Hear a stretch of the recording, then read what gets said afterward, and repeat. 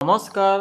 तो फ्रेंड्स देखंतु ओडिशा कृषि ऑफिस तरफ एक बहुत बड़ नियुक्ति रोची जहाँकि एग्रीकल्चर डिपार्टमेंट अंडर रे पोस्टिंग रहिबो। आपण माने जदि मैट्रिक प्लस टू किंबा प्लस थ्री मध्य पास करथिबे तेबे ई पोस्ट पे आवेदन करि परिबे। एथिरे जदि सिलेक्शन पाइबे तेबे 15 रु 35 हजार पर्यंत मंथली बेसिस रे सैलरी मध्य देखिबाकू मिलिबो, जहाँकि एक बहुत भल सैलरी रहिबो। जदि आपणकर बयस मिनिमम 18 वर्ष होथिबो, मैक्सिमम 55 मध्य थिबो 55 इयर्स मध्य, तेबे आपण माने पोस्ट पे आवेदन करि परिबे। तो चलंतु देखि नेबा जे एथिरे केतोटी वैकेंसी रहूची, आपणक एथिरे किपरि आवेदन करिबाकू पड़िबो एवं आपण माने एप्लिकेशन फॉर्म केउंटू पाइबे, केउ एड्रेस रे सेंड करिवे, फुल इन्फॉर्मेशन मो आपणकू आज रे वीडियो माध्यम रे जणाइबी। तो पिला माने जदि आपण माने प्रथम थर पई आम चैनल रे विजिट करूथिबे तेबे एई भली नुआ नुआ सरकारी जॉब रो न्यूज़ पाइबा पई चैनल टी को आज ही सब्सक्राइब करी वीडियो टी को भी गोटिया लाइक करि नियंतु। देखंतु फ्रेंड्स ए नोटिफिकेशन टी ओडिशा कृषि ऑफिस बा आईसीएआर अंडर नोटिफिकेशन रिलीज होईची। हु कैन अप्लाई एथिरे ऑल ओवर ओडिशा रो पिला माने आवेदन करि परिबे। आम ओडिशा रो सबु डिस्ट्रिक्ट रो पिला माने एही पोस्ट में आवेदन करि परिबे। बोथ मेल और फीमेल उभय पुरुष और महिला प्रार्थी मानक पई एथिरे वैकेंसी रहिबो, सरकारी चाकरी रहिबो। नेक्स्ट आसिला पोस्ट नेम, एथिरे दुई प्रकार पोस्ट होउची। एथिरे एसआरएफ बा सीनियर रिसर्च फेलो या सहित एग्रीकल्चर फील्ड ऑपरेटर बा एएफओ पोस्ट में एथिरे वैकेंसी रहूची। नेक्स्ट आसिला एजुकेशनल क्वालिफिकेशन, आपण माने जदि मैट्रिक पास करथिबे किंबा प्लस टू पास करथिबे किंबा ग्रेजुएशन कंप्लीट करथिले भी आपण माने पोस्ट आवेदन करि परिबे।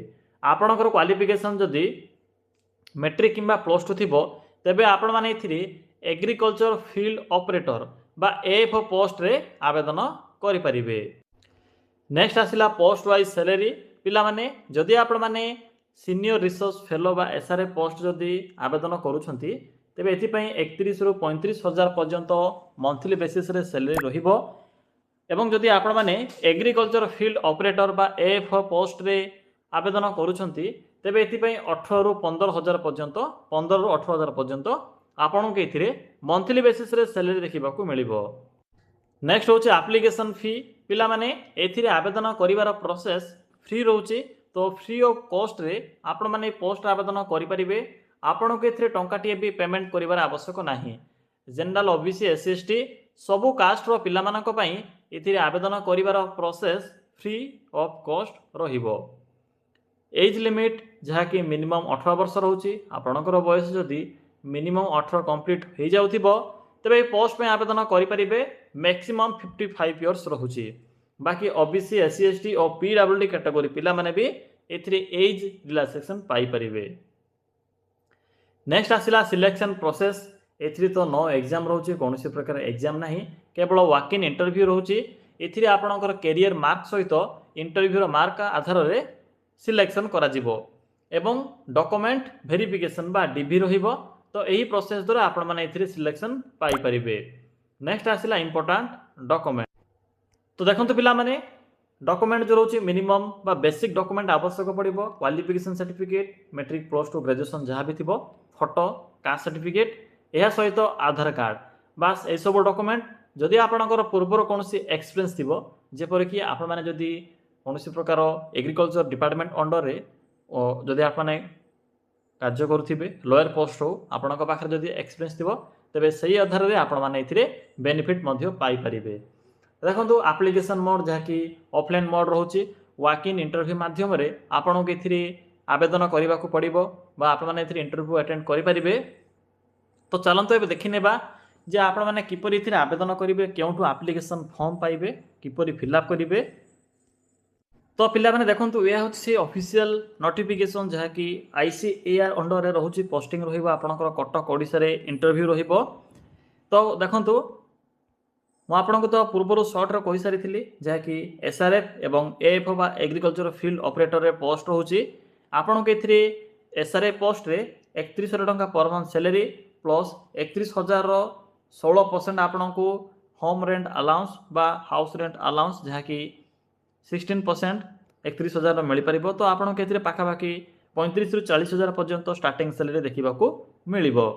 क्वालिफिकेशन देखो एमएससी पास रोचे कि आपंकर ग्रेजुएशन पास थी कि पीजी पास थे आवेदन करेंगे क्यों ना इकोनोमिक्स हो कि आपंकर देखिपे डिफरेन्ट ए अनर्स गुड़िक मेनसन अच्छी जदि आपंकर यही अनर्स जदि आप ग्रेजुएशन टे कि पीजी टी कंप्लीट करेंगे तेज आवेदन करेंगे और जेहेतु मेनसन अच्छी नेक्स्ट आसला आपंकर एग्रीकल्चर फील्ड ऑपरेटर एथिरे आपंकर 15,000 टंका फिक्स रोचे एचआरए मेनसन अच्छी तो देखो यार मिनिमम क्वालिफिकेशन होचे मैट्रिक पास करेंगे यह सहित आपण मैंने प्लस टू जदि वोकेशनल कोर्स करेंगे एथिरे आपंकर जदि एग्रीकल्चर रिलेटेड किसी सब्जेक्ट थी तेज भी आवेदन करेंगे और देखो कौन लिखाई और अच्छी केवल मैट्रिक पास करेंगे मैट्रिक सहित आपण पाखे 2 वर्षर एक्सपीरियंस थी agriculture related any reputed organisation आपणकर पाखे जदि 2 वर्षर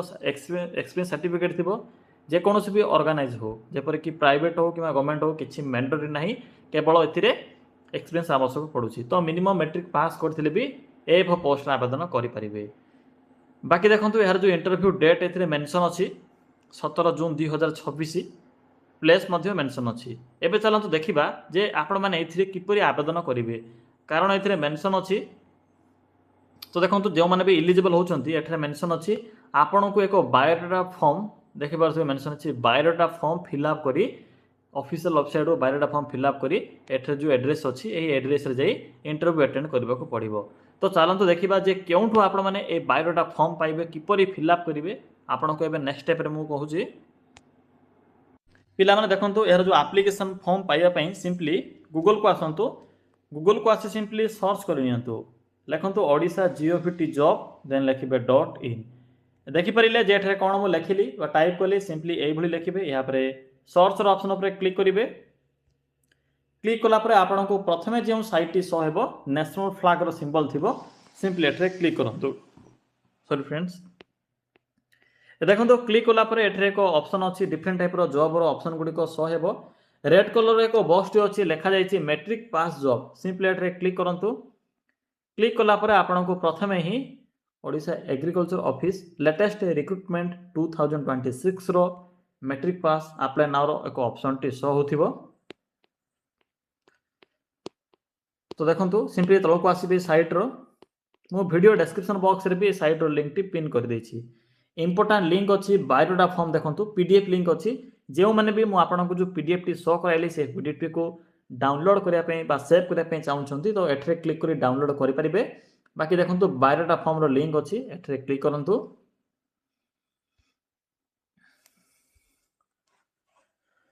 तो यह हूँ से ऑफिशियल फॉर्म ये फॉर्म टी को सिंपली आपन को फिलअप करने को पड़ो जो मैंने भी आवेदन करने चाहते फोटो अटाच करेंगे name of the post mention करेंगे जे आपण मैंने एएफ ना एसआरएफ क्यों पोस्ट आवेदन करने चाहते ईएपी नंबर टी आपन को पीडीएफ रे मिल जिवो नोटिफिकेशन पीडीएफ रो हेडिंग रे ईएपी नंबर मेंशन अच्छी आपनकर नेम यहाँ पर आपनकर पर्सनल इनफॉरमेशन गुड़िक फिलअप करेंगे क्वालिफिकेशन जहाँ भी थी लिखे सिग्नेचर डेट प्लेस बास एति काम रोचे यहाँ पर आपन को जो पीडीएफ टी शो कराई